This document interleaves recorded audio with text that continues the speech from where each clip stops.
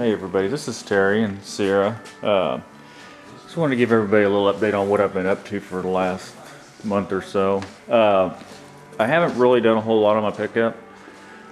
This is usually the time of year that I stop working on it because we usually have Christmas over here.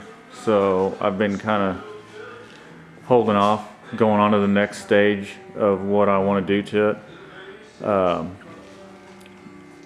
But due to reasons beyond my control, we've decided that we're going to have Christmas at my mom and dad's this year, which is fine. So that means I can get back going on it again. Most of what I've been doing is I have done a little bit to it. Went ahead and installed the kick plates, step plate on the running board, and the kick plates for the inside of the door jamb, which this was kind of turned out to be a little bit more of a pain in the butt than I originally thought it would be. The metal here is not super thick, so I was just going to screw to that with a sheet metal screw and call it good.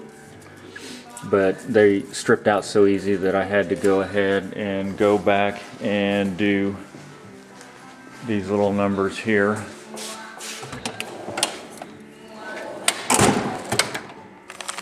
These threaded rivet nut type deals, which I really kind of like those, especially when you can't get behind something to maybe weld a nut on, or you want it to look like something. So I really kind of like those. I've decided that originally I was going to put these on the hood side, so I've decided I'm not going to do that. I don't want those on there. In fact, realistically, there's supposed to be a handle here. I don't even think I'll put that on. So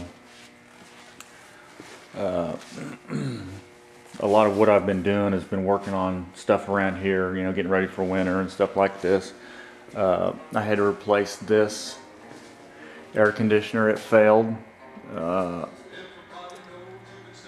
this is a 12,000 BTU unit, and the one over there, which is still working, it's a 18,000 BTU unit.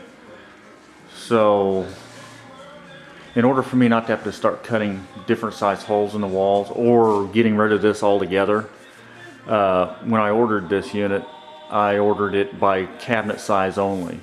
And I didn't care really about the depth, just as long as the height and the width was the same. That's all I cared about.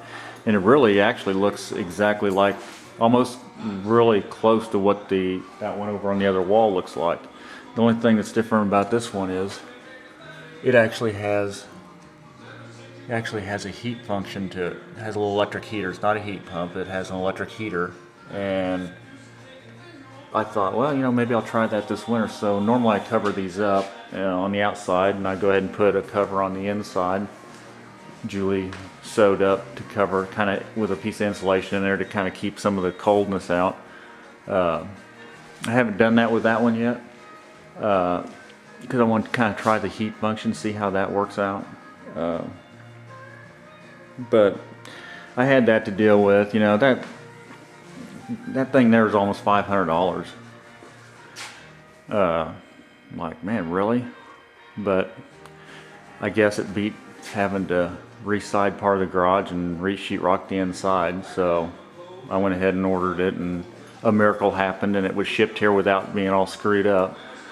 So that's part of what I've done in the last month and a half.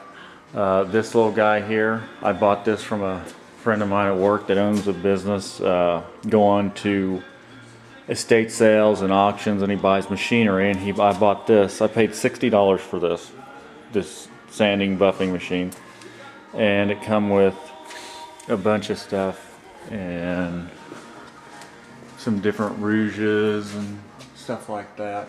I don't know if you can see that or not, but all that stuff there came with it. So I thought that was a pretty good deal. I paid more for the stand it's sitting on and the mobile base than I did for the whole shebang. But it's kind of ironic because I had just stopped working on my pickup. This was the last thing I did was screw these on. Now these are supposed to be riveted on, these stake pockets are supposed to be riveted on. So in the interest of doing the body work on this bedside and making it all nice and flat and everything, I decided that I would make these removable. So I'm doing a lot of, you know, stainless steel screws and bolts and nuts and shit like that, and along for the bed, wood, and my stainless steel strips. And I'm thinking, man, how am I going to get all this to be the same sheen? I knew that I needed that to do that because I've used that before on my Chevelle, or used something similar to this on my Chevelle when I buffed all the trim for it. So I knew what I needed, and we have these at work, and it just happens to be the next day that machine there become available from this guy for 60 bucks. I was like, man, how ironic is that? So I went ahead and bought it, and bought the stand and the roller base and all that, and made it so I can move it around. But yeah, I think these are going to be painted to match the color of the truck. These are stainless steel cap head Allens with stainless steel washers, and then stainless steel acorn nuts on the bottom side, so they'll be removable. So that takes care of that issue. I think what's going to happen now is I'm going to go ahead and start breaking the truck back apart, take the door panels off and all the knee bolsters and all the stuff that's covering up the heating and air conditioning unit underneath there. The headliner, take the headliner out, take all that stuff downstairs for when it's time to go and be upholstered. And I'll probably take each door off one by one. The hinges, I'm going to go ahead and weld the hinges on all the way around. I've just tacked them on right now. I'm going to go ahead and weld them on all the way around. And I'm going to do the same thing out here. Weld it all the way around, and then body work that in.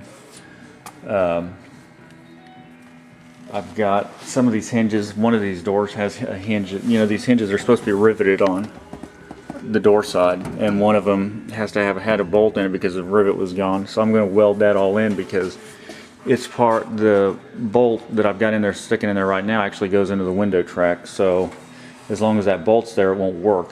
So I'll lay a piece of copper in there and just go ahead and plug weld that one back in. Like I said, it's going to be welded all the way around anyway, so that'll take care of that. I got a little shrink that I got to do here. We got a little oil can down here that I got to take care of.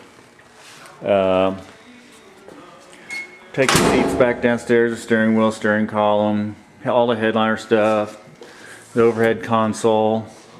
Take all that stuff downstairs, get out of the way, the headlights, tail lights, start marking the wiring harness to come out. And I basically explode the truck into a million pieces so I can start working on doing the body work and get to a point where I can take the cab and the bed back off so I can start concentrating on the frame. I'd like to get me a nice rolling chassis with the motor back in it, all the brakes on it and bled, and then I can get that off site and concentrate just on the body work for the truck. So if that makes any sense. So anyhow, guys, that's what I've been up to, doing some house stuff. I did go ahead and upgrade our TV out here. Me and Julie were watching just kind of like a real janky 19-inch TV, so I upgraded to a 32-inch out here. I would have liked to have gone bigger. I could have gone bigger, but I needed it to fit in the space that I had required for it. So I used just the original holder. I just made a bracket for it to compensate and pick up the mounting holes on that flat screen. So anyhow, guys, that's what's been going on. Thanks for watching. Bye.